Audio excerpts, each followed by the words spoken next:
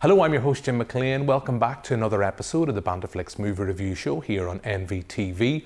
Joining me in the studio this evening is Aidan Largey. Hey. And Maria McQuillan. Hi Jim. Hello to you both. Let's see what we've lined up tonight.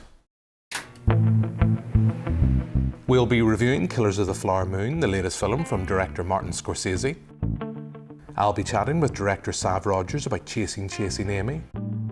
And we'll be reviewing the film here in the studio. So that's what I've lined up for you this evening. Now guys, we have a packed show, but just as I was heading over from work to do the recording this evening, seen a bit of news online that The Hunger Games is going to be adapted to stage on London's West End. I'm a big fan of the film, big fan of the series. I know we're going to get a prequel out next month, so it just got me thinking. I'm intrigued by seeing that on the stage, be interesting to see what you guys think about that. But I thought I'd also ask, just to put you on the spot, because that's what I love to do.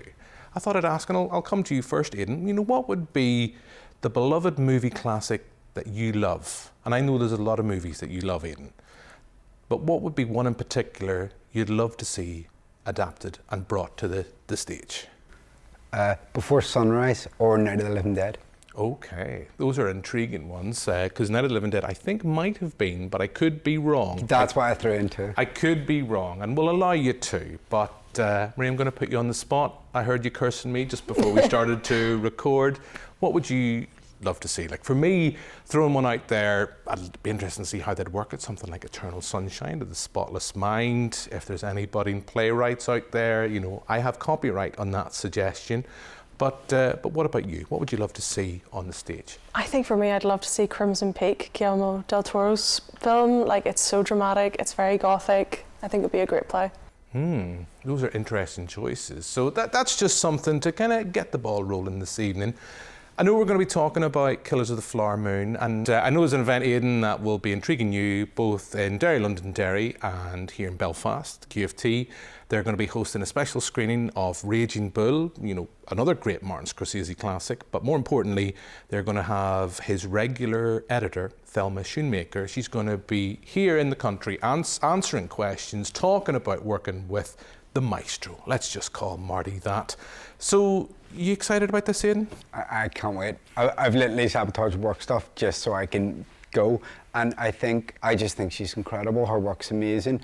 I'd love to see, she's very modest in interviews. She gives a lot of praise to Scorsese and they have a great relationship, but she very rarely talks about what she brings to the table, and I'd love to hear what's a moment or what's a scene where you found yourself, do you know what I mean? Because I'm sure there's dozens and dozens, but I just think she's incredible. Yeah, she is fantastic. I mean, having that quality of talent here for audiences, both cinema lovers and filmmakers, to have them here in Northern Ireland at these events, I think it's fantastic. Maria, are you excited about this?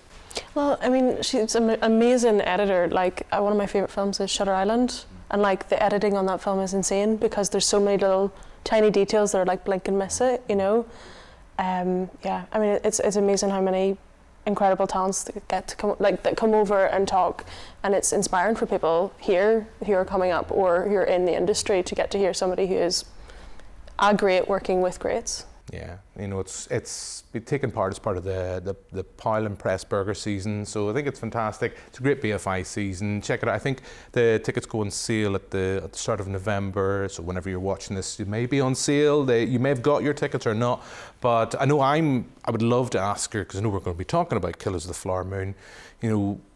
Does she feel there's a difference, or does she see a difference with someone like Scorsese when they're having to edit for a feature, when they know it's getting a theatrical release, or when they're going for something that's on streaming? But I guess we'll have to wait to the event next month to ask those questions. But look, we're talking about an older Scorsese film. I think we'll move on and talk about one that's in cinemas now.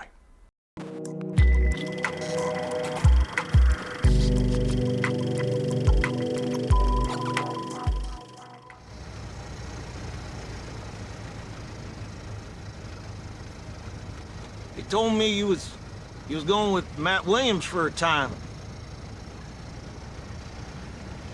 You talk too much. No, I don't talk too much. Thinking who I got to beat in this horse race, that's all.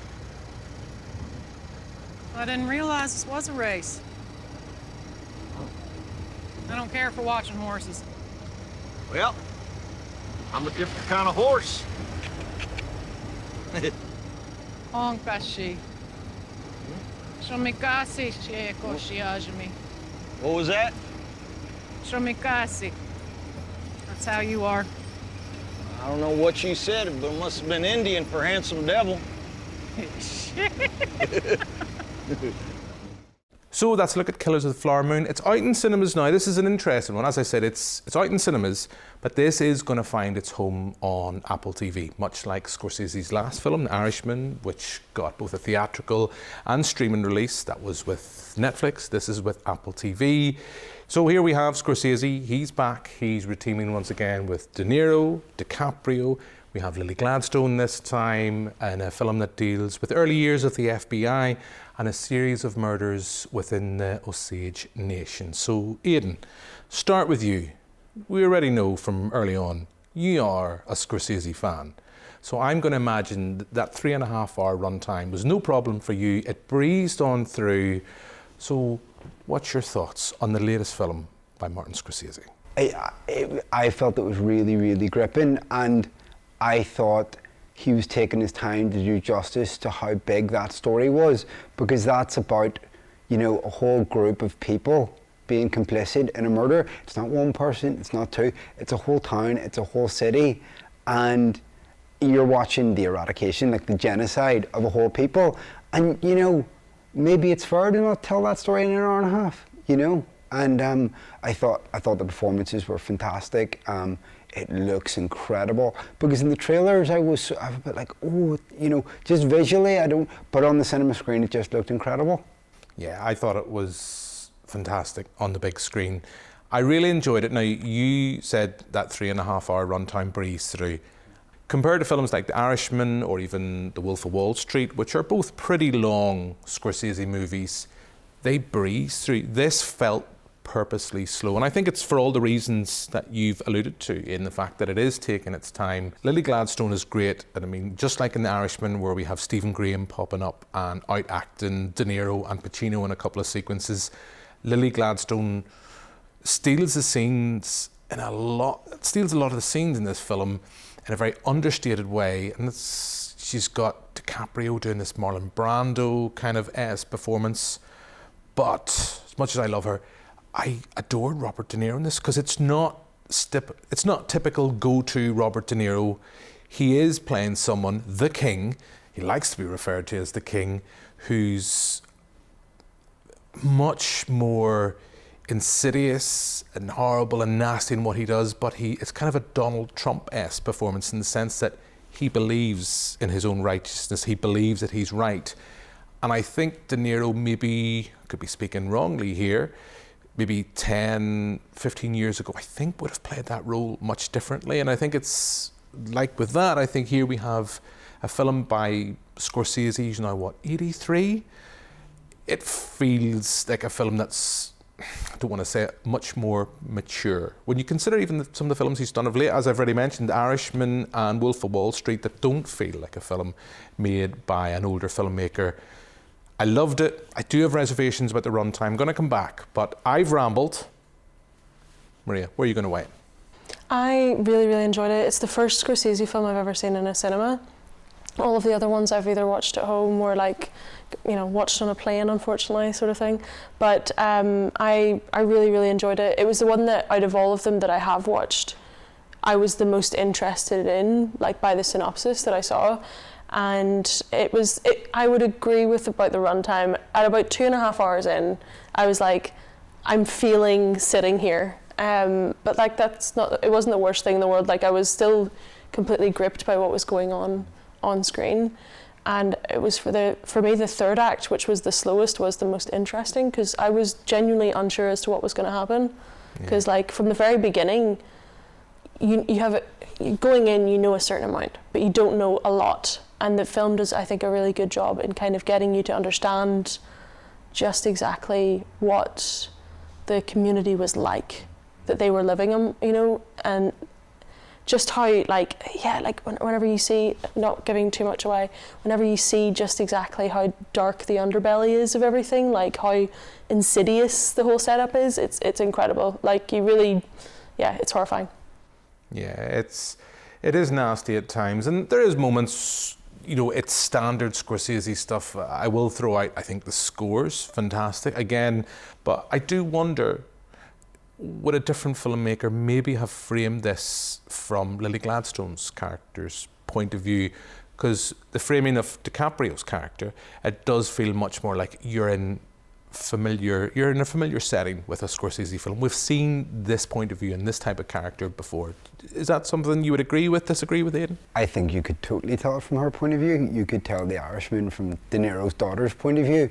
But I always think that's a bit of an unfair thing for films, because it doesn't, and that's not to say that it shouldn't, but at the same time, you can only take the story that you're given. And I also think one of the things that Scorsese found when he researched it was someone who was a relative of Gladstone and of DiCaprio's characters said, you have to understand they loved each other. And that was the thing that kind of, you know, that was the heartbeat of the whole project for Scorsese. And this was originally a film that was meant to be, you know, DiCaprio was the heroic FBI agent coming in. And he and DiCaprio basically thought, no, the real story is that marriage. The real story is Ernst and Lily Gladstone. And again, it's that thing of, you know, the realities of filmmaking. You know, he got 200 million to make that film. Every cent is on screen. I don't feel Apple would have given even Scorsese that if it had have been Lily Gladstone as the lead. And it's just a reality of it, you know. And I think the thing that's really remarkable about Scorsese is his empathy for all his characters. He doesn't judge them, he leaves that up to you. And I just sort of feel that's, how many filmmakers are that brave, especially now? And, you know, I'd watch any version of this. I mean, her character's plight is kind of really moving, and she's kind of the anchor of the whole thing. But I do think it's, you know, you can hook into all these characters. A question that I kept asking myself about De Niro, actually, even by the end of the film, as awful as that character is he genuinely religious, or is it all an act? And I've been thinking about that for nearly a week now, and I can't tell, is it all a con game, or does the guy genuinely believe so? I find that fascinating. Like The Irishman, it is great that it's getting a cinematic release. This is the first Scorsese film you've seen on the big screen. For many people, they will find it at home on Apple TV. And I know, Aidan, we were talking about this kind of before we started to record. I mean, it does make me shudder and angry when you will find online, you know, BuzzFeed articles saying this is how you can watch Killers of the Flower Moon, turn it into your own mini-series. Just watch. Just give yourself 3.5 hours to watch the film. But look, that is the end of my little rant on that. Let us move on. Now, earlier this month, I was at the London Film Festival, got a chance to speak to a few directors, but one of the films that caught my eye was Chasing Amy, a documentary which is a love letter to Kevin Smith's 1997 feature, his third cinematic release. It's a film I absolutely love. I didn't get a chance to speak to the director while I was there, got to speak to them remotely via Zoom, and here's that interview. Do you understand why I love this movie so much? No.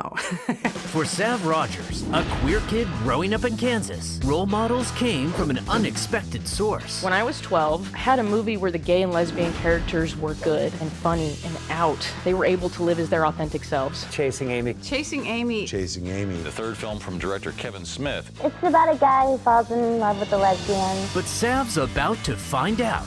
Life's not about finding your heroes. Welcome to the house that Amy built. It's about finding yourself. So that's a clip of Chasing Amy, and I'm joined now by the documentary filmmaker behind the feature, and that is Sav Rodgers. Hello to you, Sav. It's an absolute pleasure. You are coming to us from New York, I believe. You told me just before we started this recording. Yes, today I am in New York, and thank you so much for having me. I really appreciate it.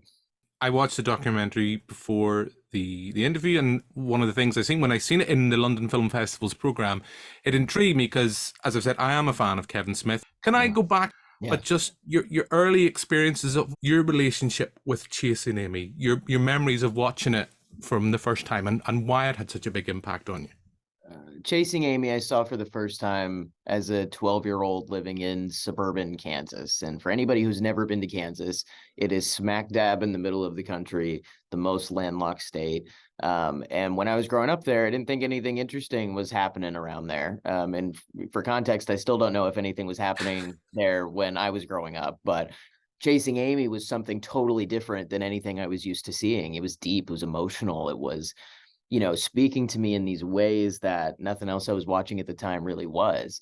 It's a love story. I'm a child who desperately wants to feel that kind of like romantic love that you see on screen there. Let me guess, you like her. This girl loves me. There's something you should know. She got a boyfriend. Well, no. Then what's to know, my friend?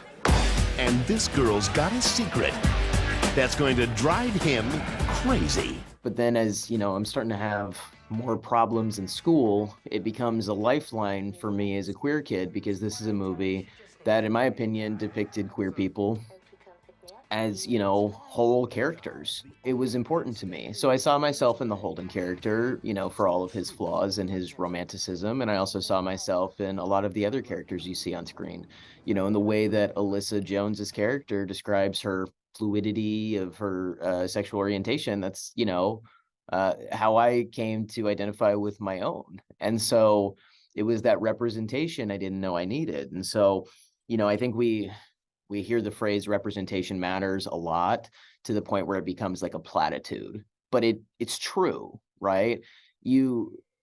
I didn't know I existed before seeing Chasing Amy. I didn't really know I existed in the world. It's hard to imagine a future for yourself when you don't know you can have one, right? And so that was the representation I had. And it's not for, people use the word problematic a lot with Chasing Amy. And I would say it's an imprecise term, right? Because problematic can mean a whole lot of things. It can capture so many different aspects of it. When some people talk about the idea that they find Chasing Amy problematic, they'll say, well, it was directed by a white, cisgender, straight man, right? And I'm like, well, that's not the problem I have with the movie. But I think that it does bring up an interesting concept of whose stories get funded, whose stories get prioritized, whose stories, in what movies is it acceptable to have queer characters? Because there's so many queer people who try to make movies who never get their work funded for the same reasons. It's too niche, right? But it makes the equivalent of $52 million at the box office in 1997 when Kevin does it, right? So that's a legitimate critique of the industry. That's not a critique of Kevin. I think it's a critique of the whole industry and who gets prioritized. I'm directing a project about the legacy of Chasing Amy as an LGBTQ film. Do you find the film to be authentic to the LGBTQ community? I find it authentic to the straight dude who falls for a queer woman community. No longer being a lesbian by meeting the right man. That's gonna be controversial. Ben Affleck's goatee was a bad idea. Let's go into the movie. Something that's problematic can still mean a lot in your development.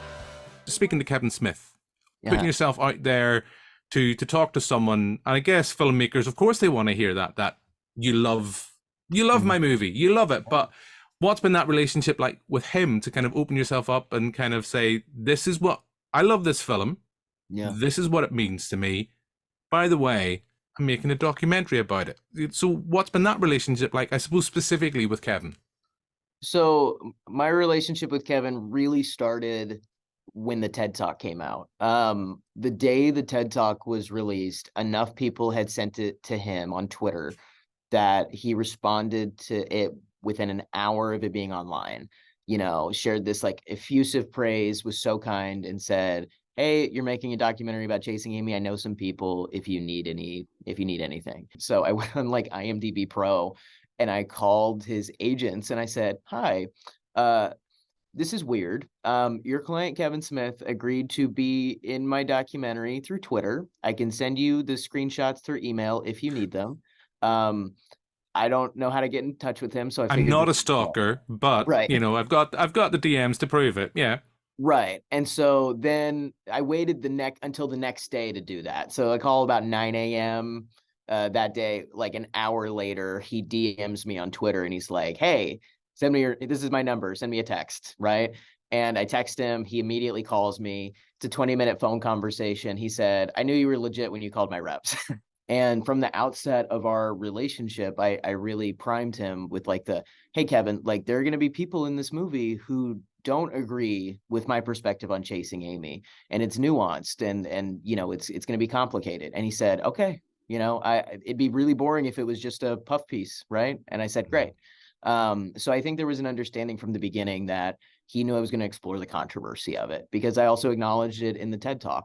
And so I was like, okay, I just wanted to set level expectations of just like, hey, like this is not going to be, you know, just like a here you go, Kevin, like love you so much, thank you so much. It's going to be a real conversation about your work and dissect it in a way that might be uncomfortable.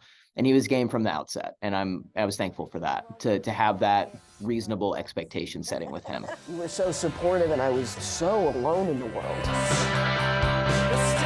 How wonderful that you found something in it. The movie is amazing, but whatever moved you, there's a dark side too. I can't erase the past. You don't just get a pass for that. I didn't know what I expected. I did not expect all this. You've done this deeply personal documentary. What next?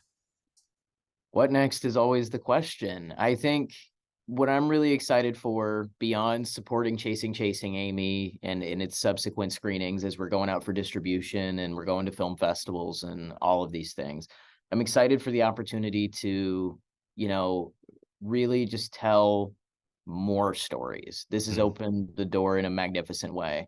You know, I think my perspective is hopeful and optimistic, even in the face of adversity. So I'm really interested in the next couple of years telling more stories about friendship, you know, optimism, relationships, romance, you know, things about queer people that aren't just the worst things that have ever happened to us, and showing how our lives are much bigger than that.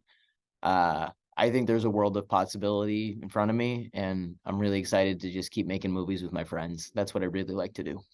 So the film has screened at London Film Festival, and hopefully at some point our paths shall cross, and it'll not be via the digital sphere. So thank you very much, Saf. Thank you, Jim. This movie made me be honest with myself. Chasing Amy and chasing Amy. My butt has been where Ben Affleck's butt has been. Basically Ben Affleck. A little shorter.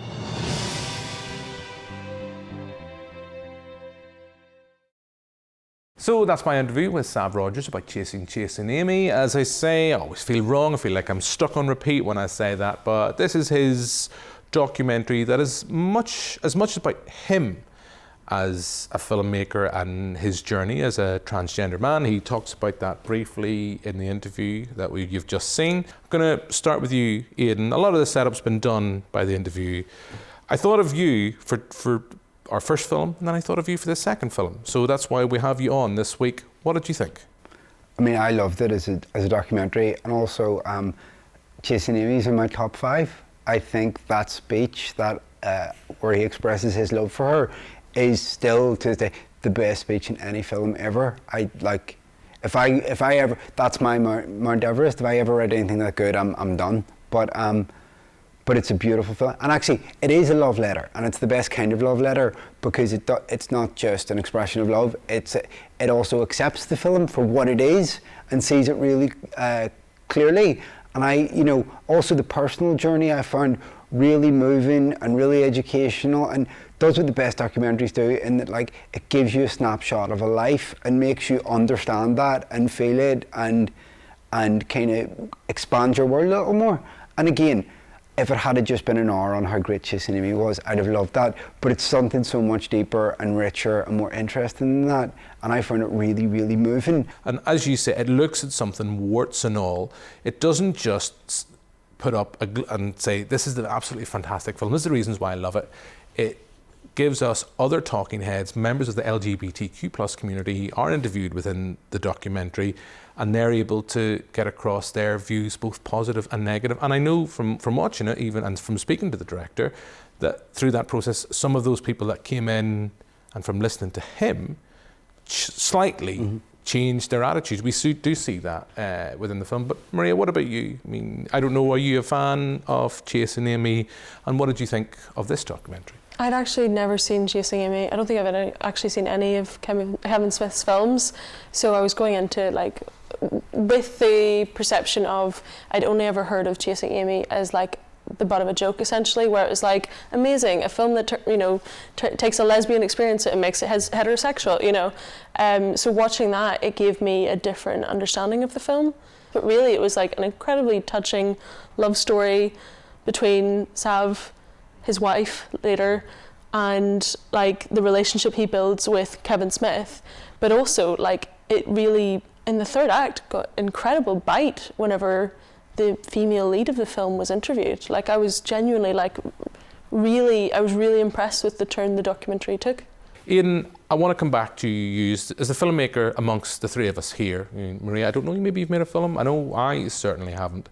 But there's a scene in Chasing Amy where Kevin Smith talks about his relationship that has grown throughout the making of the documentary with Sav, and that sense of being brought this very personal story. As I say, as the filmmaker, that must have been something that had a profound effect on you. All you want to do as like a writer or a director or a filmmaker is communicate with people, communicate an emotion most of all. And actually, I don't think there could be anything better than someone coming to you and going, I really felt that, and maybe feeling what you wanted them to feel. And I also think, you know, Kevin Smith is so gifted with dialogue and language, but it's interesting because one of the reasons why that movie is flawed now through our lens is they didn't really have the language in labels or identity that they do now. They sort of make a really interesting point that now actually Alyssa wouldn't be looked at in the way she's looked at. She'd be looked at as, oh, she's just bi, or she's very fluid. Or pansexual, I think is the term they talk about as well. And they just did not have that language then. So in a way, even though the film feels dated in a lot of ways, he was ahead of his time. He just wasn't ahead enough. And I just sort of think, I think the reason why it's Smith's best film for me is it's so deeply personal. This guy wrote, you know, a 100-page love letter to his girlfriend trying to express, I'm not perfect, I'm trying, but I understand how I'm flawed, and in that script was able to give his character the happy ending that he didn't have. But again, when you see those moments from her point of view and how painful that film was for her, it's really hard to watch. It's really difficult. And I thought having Sav's relationship was a real necessary kind of heartbeat to have in the midst of that moment where they got engaged. I was crying. It just really, that just hit me like a load of bricks. And it's lovely to see that love story has kind of maintained in a way that the fictional one hasn't. I don't think I can better what you've said, Aidan, in terms of both Chasing Amy and Chasing Amy. The last thing I will say, no, that interview you're talking about particularly, I think it's a brave decision by the filmmaker, having been in interviews that haven't turned out the way you wanted, and you bring what you hope and your expectations to see them change. I think it's a brave decision to still include that interview within the documentary, but it's that sense of showing all sides of the story. So I think we can all agree that we would recommend anybody seek it out. That is pretty much all we have time for this evening. So before I say my goodbyes to my guests in the studio, let's have a look at what we'll be talking about next week. It's heaven, isn't it? Peter couldn't have got away with it. He was due here half an hour after me. There's been a mistake. When the records don't balance, all the alarm bells start ringing in the records office. Oh, so there have been mistakes.